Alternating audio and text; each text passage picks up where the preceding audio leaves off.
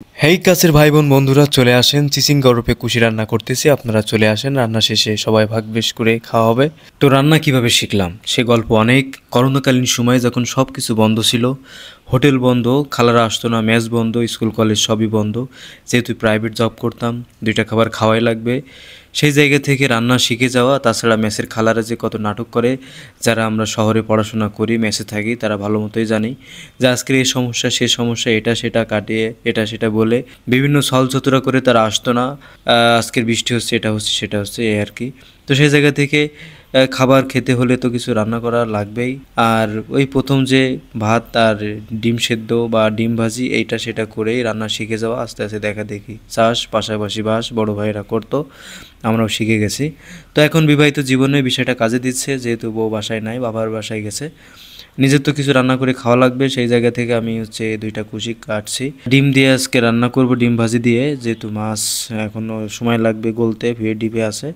এখন আমার কুচি দুইটা কাটা হয়ে গেছে। এটা আমাদের আঞ্চলিক ভাষায় কুচি বলে, হয়তো লিখিত ভাষা বা বইয়ের ভাষায় তো এটা চিচিঙ্গা নামে পরিচিত।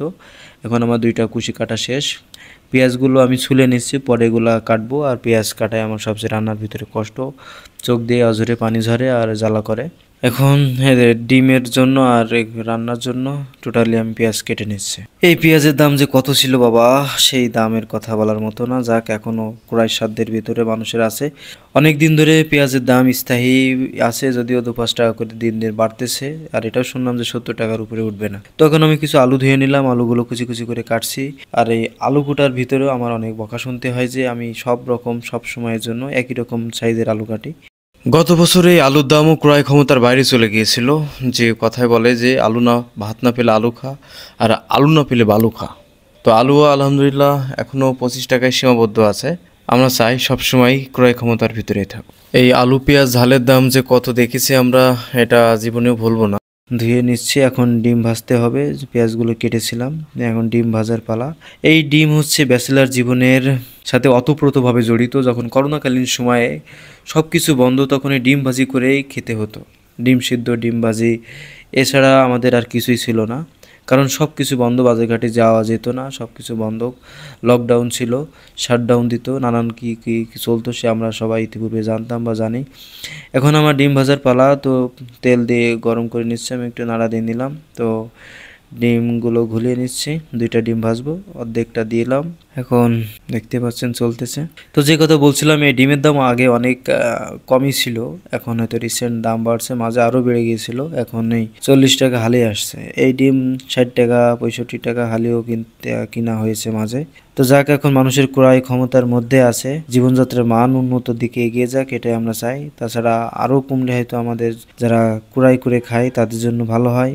তখন আমার ডিম ভাজা শেষ। এখন আমার পেঁয়াজ রসুন দিয়ে দিলাম কড়াইতে, লবণ হলুদ দিয়ে এখন আমি রান্না চড়াই দিব।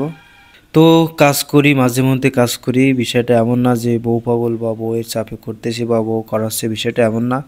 আপনি যদি রান্না বান্না পারেন তো আপনার জন্য উপকার, কারণ কখন কোন সময় কাজে লেগে যেতে পারে সেটা বলা যায় না। তাছাড়া যদি আপনি রান্না করতে পারেন তো আপনার সহধর্মিণীকে আপনি সাপোর্ট করলে তারও একটু মানসিক শান্তি, বা তাকে আপনি খুশি করাতে পারেন। বা শুধু যে আপনার ওয়াইফকে খুশি করাবেন বিষয়টা এমন না, আপনার পরিবারকেও আপনি রান্না যেহেতু পারেন সেহেতু আপনি করে খাওয়াইতেই পারেন। আর আমার এক আঙ্কেল বলেছিলেন যে হ্যাপি ওয়াইফ হ্যাপি লাইফ। তো ভিডিও পর্যন্তই। ভিডিওটি ভালো লাগলে অবশ্যই একটা লাইক কমেন্ট করবেন, আর মোটামুটি যদি ভালো লেগে থাকে একটা শেয়ার করে দিতে পারেন। ধন্যবাদ সবাইকে।